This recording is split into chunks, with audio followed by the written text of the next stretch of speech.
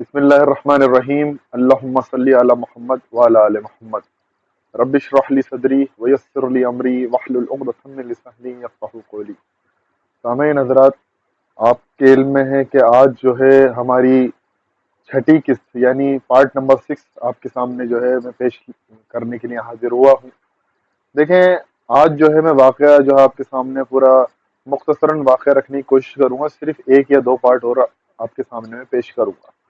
سب سے پہلے اس بات کو ہمیں سمجھنا چاہیے، جاننا چاہیے کہ امام حسین رضی اللہ تعالیٰ عنہ نے کس معاملے کے لیے جو ہے قیام کرا، کس بات کے لیے انہوں نے قیام کرا۔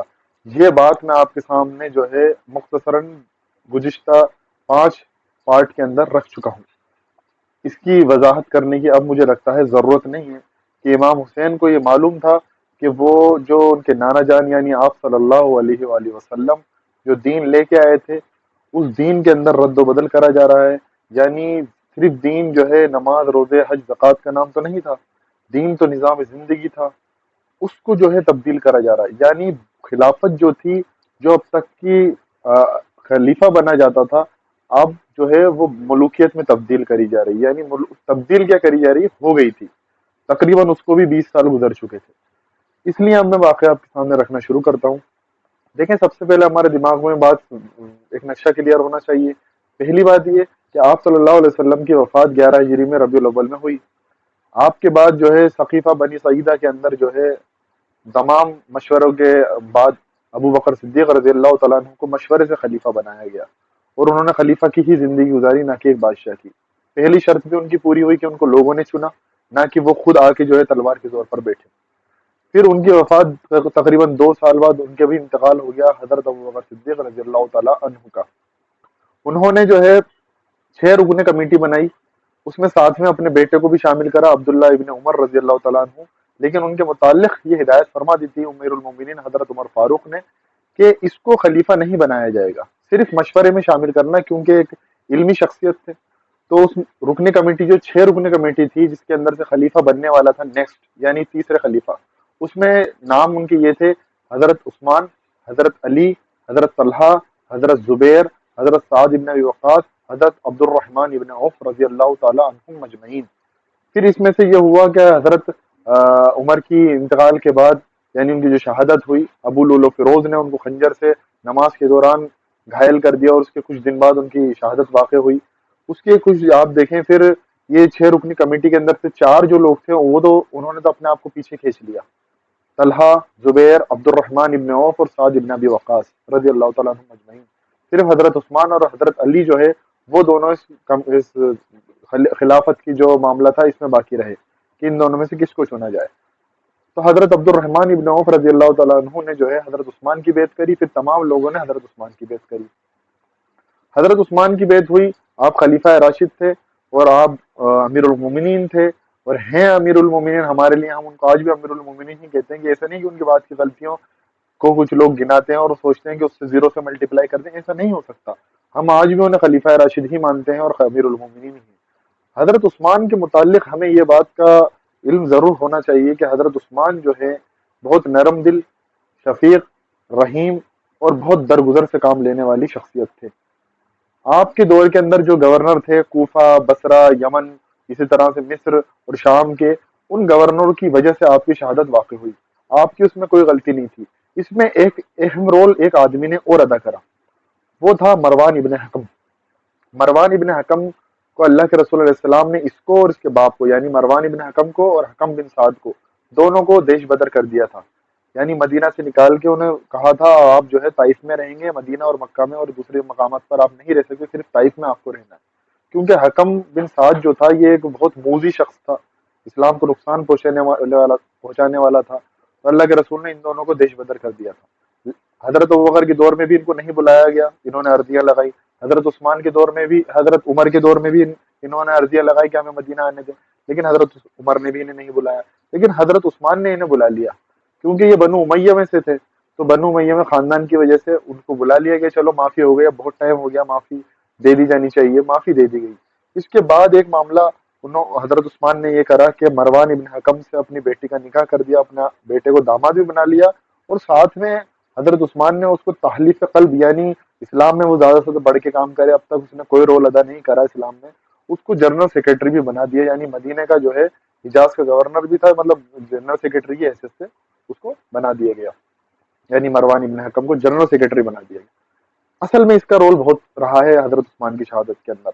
آپ دیکھیں گورنر جو تھے کوفہ بصرہ وغیرہ کے، ان کی تاریخ میں اگر میں جاؤں ڈیپلی جاؤں تو بہت وقت لگ جائے گا، مختصراً عرض کر دوں کہ عبداللہ سعد ابن ابی سرح جو کہ مصر کا گورنر تھے، اسی طرح سے ولید بن عقبہ جو کہ کوفہ کے گورنر تھے، ان کی بہت زیادہ شکایتیں حضرت عثمان کے پاس آ رہی تھی، اور یہ دونوں جو ہے بنو امیہ سے تھے، اور دونوں جو ہے ایک تو جو ہے مصر کے اندر جو عبداللہ سعد ابن ابی سرح بیٹھے ہوئے تھے، وہ جو ہے اپنی رعایا کے اوپر ظلم ستم اور ناانصافی کرا کرتے تھے، اور ان کا معاملات بہت خراب ہو چکے تھے۔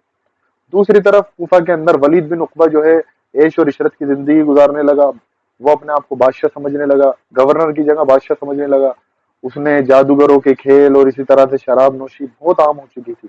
ایک مرتبہ حدیث کے اندر آتا ہے کہ اس نے فجر کی نماز شراب پی کے پڑھائی، تو بعد میں اس نے پلٹ کے پوچھا کہ میں نے 2 پڑھائی ہیں کہ 3، اگر نہیں کم پڑھائی ہیں تو اور پڑھا دوں، تو لوگوں نے جب اس کے پاس جا کے دیکھا تو اس نے شراب پی رکھی تھی۔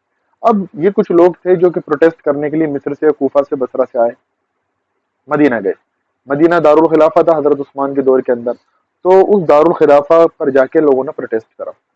تو حضرت عثمان جو تھے ایک نیک دل اور نیک شخصیت تھے، اور ہمارے لیے ان کا مرتبہ بہت بلند ہے، ہمارے تیسرے خلیفہ ہیں، تو انہوں نے جو ہے نا ان کی بات مانی فوری طور پر، اور اس بات کو مان کے یہ کہا کہ فلاں جو گورنر ہے اب ان کو ہٹا دیا جائے اور یہ دوسرے گورنر وہاں بنا دیے جائیں۔ مصر والے جو تھے وہ گورنر کے تعلق سے جا رہے تھے گورنر تبدیل کرنے کے لیے، یعنی عبداللہ سعد بن ابی سرح کے نام حضرت عثمان نے جو ہے خط لکھا، اور وہ خط لے کے مصر جا رہے تھے۔ اب پیچھے سے یہ ہوا کہ مروان ابن حکم جو کہ آپ کا داماد بھی تھا اور جنرل سیکرٹری بھی تھا، اس نے یہ کرا کہ نام سے ایک خط لکھا، اور خط لکھ کے حضرت عثمان کی مہر چرائی، کیونکہ آپ کے گھر میں آنا جانا تھا، آپ کا داماد بھی تھا، اس نے مہر چرائی اور حضرت عثمان کے نام سے خط لکھ کے حضرت عثمان کے خود اونٹنی کے اوپر روانہ کر دیا۔ یہ مصر جو پروٹیسٹ کرنے، جو مصر سے لوگ آئے تھے پروٹیسٹ کرنے کے لیے، یہ لوگ جا رہے تھے، تو انہوں نے دیکھا دور سے ایک جو ہے شخص اونٹ کے اوپر چھپتا چھپاتا گزرنا چاہ رہا ہے۔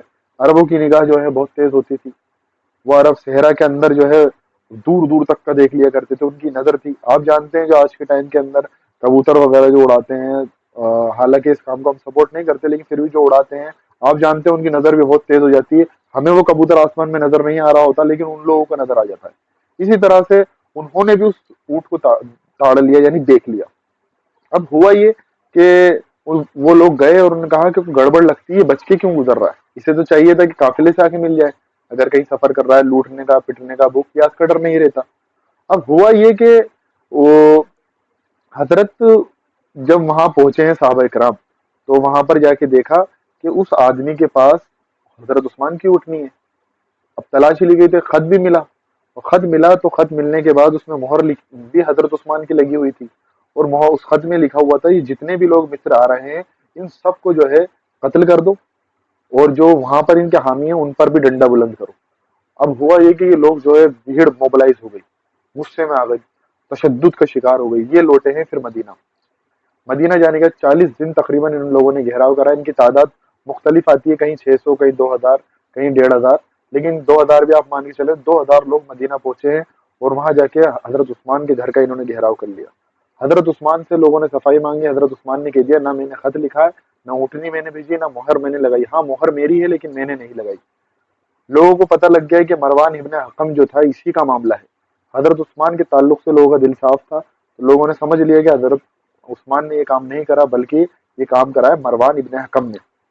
اب ہوا یہ کہ مروان ابن حکم کو لوگوں نے کہا کہ ہمیں دے دو، یعنی طلب کرا کہ ہمیں دے دو، اس کو ہم اس سے نمٹ لیں گے، لیکن لا اینڈ آرڈر جو تھا ظاہر سی بات ہے، قاضی دارالقضا ہے، عدالت ہے، وہ فیصلہ کرے گی، ایسے بھیڑ کے ہاتھوں حوالے کر کے جو ہے ملک کے اندر خون ریزی کا ماحول نہیں کرا جا سکتا۔ تو حضرت عثمان نے کہا کہ میں تمہارے حوالے نہیں کر سکتا۔ بہرحال مروان ابن حکم بھی جو ہے خود چھت پر آیا، اور اس نے غصے میں ایک تیر چلایا، اور جو صحابی بھی شہید ہو گئے۔ اس پر بھیڑ اور غصے میں ہو گئی، لیکن اس بھیڑ کے اندر کچھ لوگ جذباتی قسم کے تھے، چند لوگ تھے، صرف 7-8 لوگوں کے نام آتے، نام نہیں آئے لیکن 7-8 لوگوں کی تعداد آتی ہے صرف۔ وہ 7-8 لوگوں میں سے کچھ لوگ جو ہے حضرت عثمان کے گھر پہ کودے ہیں، لیکن دیکھیں حضرت علی رضی اللہ تعالیٰ عنہ نے اپنے دونوں بیٹوں کو، یعنی حضرت حسن حضرت حسین رضی اللہ تعالیٰ عنہ مجمعین، دونوں کو پہرے داری پہ لگا رکھا تھا. آپ اس وقت دونوں نوجوان تھے. اب ہوا کہ یہ کچھ لوگ رات کے اندھیرے میں گھر کے پیچھے سے کودے ہیں. حضرت عثمان اس وقت قرآن مجید کی تلاوت کر رہے تھے. حضرت عثمان جو ہے قرآن کی تلاوت کر رہے تھے. جب انہوں نے تلوار کا وار کرا تو آپ کی بیوی نائلہ تھی اس وقت، یعنی ام کلثوم اور رقیہ رضی اللہ تعالیٰ عنہ دونوں کے انتقال ہو چکا تھا. ام کلثوم نے جب بچانے کے لیے کرا تو ان کی 3 انگلیاں جو ہے وہ کٹ گئیں. پھر دوسرا وار کرا گیا تو ان کے اس سے حضرت عثمان کی شہادت ہو گئی اور وہ خون کے چھینٹے قرآن مجید پر گئے جو آپ قرآن مجید پڑھ رہے تھے. وہ قرآن مجید آج بھی اسی طرح سے توپ کاپی میوزیم ترکی کے اندر رکھا ہوا ہے. اب بات آتی ہے کہ پھر جو ہے حضرت عثمان کی شہادت تو ہو گئی جو کہ بہت ہی دل دکھانے والا معاملہ تھا. خلیفہ راشد کو اس طرح سے قتل کر دینا بہت ہی جو ہے نا جرت کی بات ہے کہ ان لوگوں نے اس طرح کا معاملہ کرا. اللہ کو جواب دے ہیں وہ لوگ. لیکن بات سمجھ میں آنے والی یہ ہے کہ وہ ہو تو معاملہ گیا تھا. اب اس کے بعد حضرت علی کو لوگوں نے چنا، اور یہ انشاءاللہ اس بات کو میں آپ کے سامنے نیکسٹ ویڈیو میں کلیئر کروں گا کہ حضرت علی کو چنا گیا، پھر کیا معاملات ہوئے، پھر اس کے بعد اس کی بات آگے انشاءاللہ میں آپ کے سامنے رکھوں گا. اللہ تبارک و تعالیٰ سے دعا ہے کہ وہ ہمیں کہنے سننے کے ساتھ ساتھ عمل کرنے کی توفیق عطا فرمائے. وآخر دعوانا ان الحمد للہ رب العالمین.